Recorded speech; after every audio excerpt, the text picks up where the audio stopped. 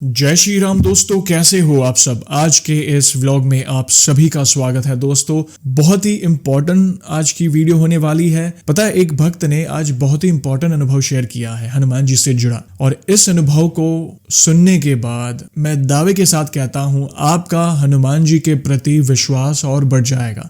तो ध्यान से बिना स्किप किए इस वीडियो को आखिर तक अवश्य देखिएगा। वीडियो पसंद आए तो लाइक और शेयर करना ना भूलें। नए हो तो चैनल को सब्सक्राइब करें, जय श्री राम का नारा लगाकर बेल आइकॉन को अवश्य दबाएं, ताकि आने वाले नए नए इंटरेस्टिंग व्लॉग्स हमारे फैमिली से जुड़े हो, Q&A वाले हो, या फिर ऐसी प्रभु से जुड़ी कोई कथा क्यों ना हो, आप सबसे पहले देख सकें।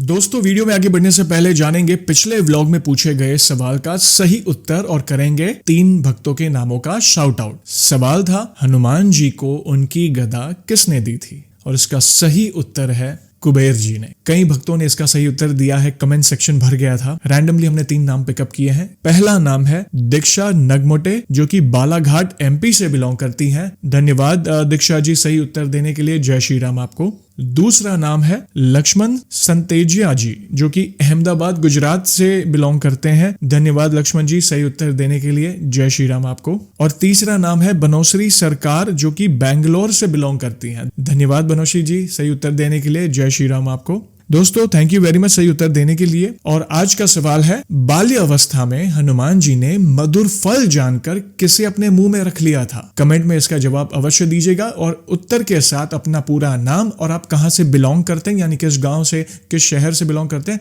वो भी मेंशन करिएगा।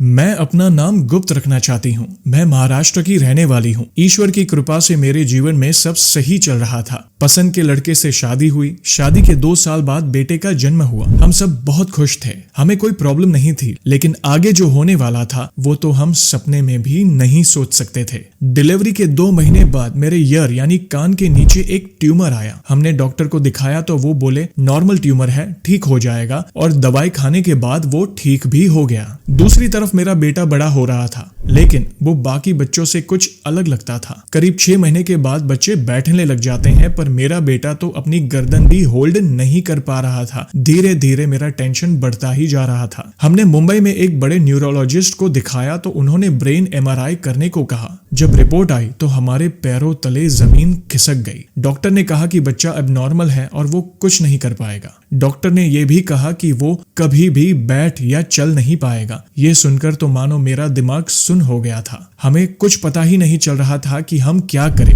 डॉक्टर ने फिजियोथेरेपी करने की भी सलाह दी। मैंने फिजियोथेरेपी शुरू करवा दी। हर एक दिन टेंशन में ही गुजरता था, लेकिन अभी तो बहुत कुछ बाकी था। फिर अचानक से फिर से मेरे गले पर बहुत सारे ट्यूमर आने लगे। हमने जब डॉक्टर को दिखाया तो उन्होंने कहा कि टेस्ट करवाना होगा, और ऑपरेशन करके एक ट्यूमर निकाल के टेस्ट के लिए भेजा गया लेबोरेटरी में। जब उसकी रिपोर्ट आई तो पता चला कि मुझे TB यानी ट्यूबरक्लोसिस है। हमने तुरंत ट्रीटमेंट स्टार्ट कर दी। 2 साल गुजर गए, ना मेरे बेटे को फर्क पड़ा और ना ही मेरी बीमारी ठीक हो पाई। मेरा बेटा बस लेटे रहता था दिन भर, और मेरी बीमारी जो 6 महीने के दवाई के कोर्स से ठीक होती है वो 2 साल में भी ठीक नहीं हुई। मेरे पति और मेरे परिवार वालों ने मुझे बहुत सपोर्ट किया। इस बीच डॉक्टर ने मेरे बेटे के बारे में कहा कि अगर 3 साल के पहले आपका बेटा खुद उठ कर नहीं बैठा तो वो कभी भी चल नहीं सकेगा। फिर एक दिन मेरे देवर जी का फोन आया और पूछा मेरे बेटे की जन्म कुंडली एक गुरुजी को दिखाऊं क्या। मैंने भी हाँ कर दी।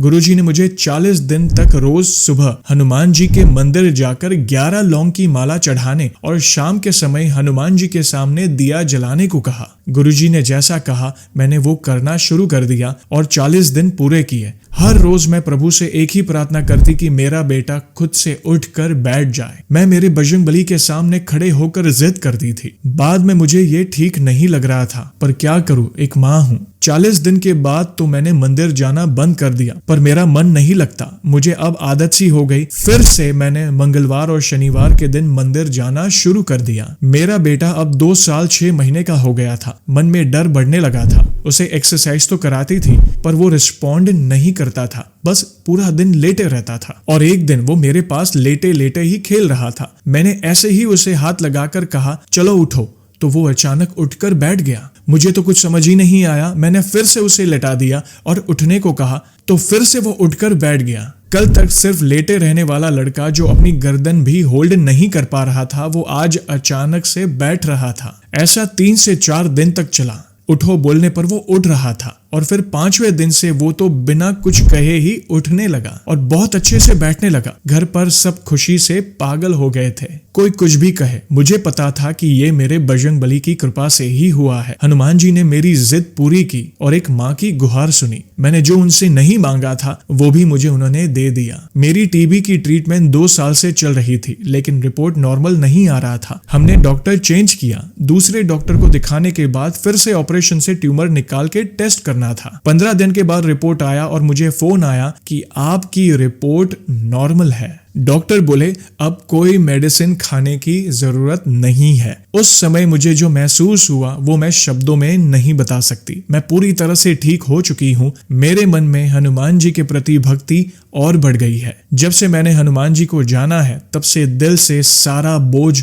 उतर सा गया है। मेरा बेटा भले ही बाकी बच्चों सा नहीं है, पर मैं उसे मेरी जान से ज्यादा प्यार करती हूँ। जिस बच्चे को डॉक्टर ने साफ साफ कह दिया था कि वह कुछ नहीं कर सकेगा, हनुमान जी की कृपा से अब वो अच्छे से बैठ जाता है और मेरा हाथ पकड़कर चल भी पाता है। मुझे पूरा विश्वास है कि हनुमान जी की कृपा से एक दिन वो खुद अपने पांव पर अवश्य चलेगा। अब मैं और मेरा बेटा एकदम स्वस्थ और खुश हैं। मैं घर की जिम्मेदारी के चलते ज्यादा समय नहीं दे पाती, पर रोज हनुमान चालीसा का पाठ, मंगलवार का उपवास, सुंदरकांड का पाठ जरूर करती हूँ और शनिवार को हनुमान बाहु का पाठ भी करती हूँ और मंदिर जाकर हनुमान जी के दर्शन जरूर करती हूँ। और जयेश भैया आपको भी धन्यवाद। आपकी वीडियोस देखने के बाद मेरा प्रभु के प्रति विश्वास और बढ़ गया है।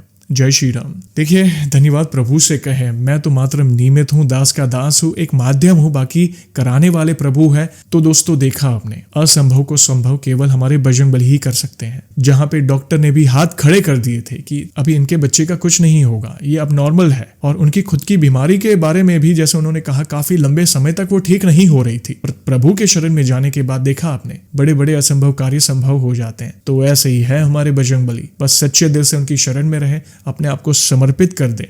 और जो प्रॉब्लम है, देखिए दुनिया वालों को बताएंगे ना तो लोग हमारा मजाक तक उड़ाते हैं। तो जो भी प्रॉब्लम है प्रभु से कहें। अगर रोना भी है तो प्रभु के सामने रोए कि प्रभु ये मेरी पीड़ा है, ये कहीं ना कहीं मेरा कोई प्रारब्ध है जिसके कारण मैं ये भोग रहा हूँ या भोग रही हूँ। आप मुझे बल दीजिए और इस संकट का निवारण जल्द से जल्द करिए। जब आप साथ हैं मुझे अभी किसी भी चीज की चिंता नहीं है। तो बहुत ही अद्भुत अनुभव रहा। आपका बहुत बहुत धन्यवाद बहन, इतना प्यारा अनुभव शेयर करने के लिए। इससे कई लोगों को जीने की उम्मीद मिलेगी, वे भी प्रभु के शरण में जाएंगे। दोस्तों आपको ये अनुभव कैसा लगा कमेंट के माध्यम से मुझे अवश्य बताइएगा।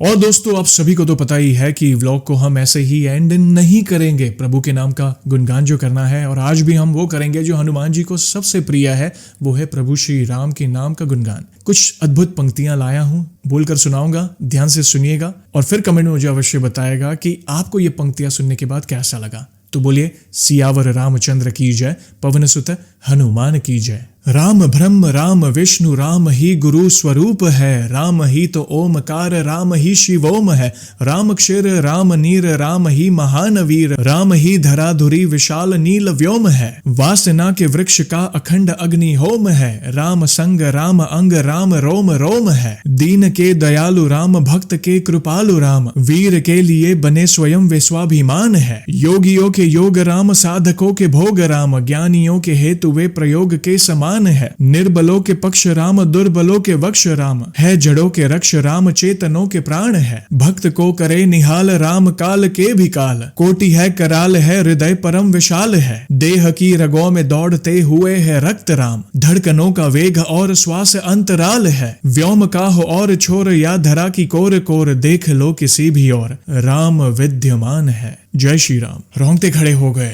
रोम रोम पुलकित हो गया, राममय हो गया। आपको ये पंक्तियां कैसी लगी दोस्तों, प्लीज कमेंट के माध्यम से अवश्य मुझे बताएं। वीडियो पसंद आई हो तो लाइक और शेयर करना ना भूलें। नए हो तो चैनल को सब्सक्राइब करें, जय श्री राम का नारा लगाकर बेल आइकॉन को अवश्य दबाएं, ताकि आने वाले नए नए इंटरेस्टिंग ब्लॉग्स हमारे फैमिली से जुड़े हो, Q&A वाले हो, या फिर ऐसी प्रभु से जुड़ी कोई कथा क्यों ना हो, आप सबसे पहले देख सके। और जल्दी लौटूंगा मैं एक और इंटरेस्टिंग ब्लॉग के साथ। तब तक जय श्री राम, जय हनुमान।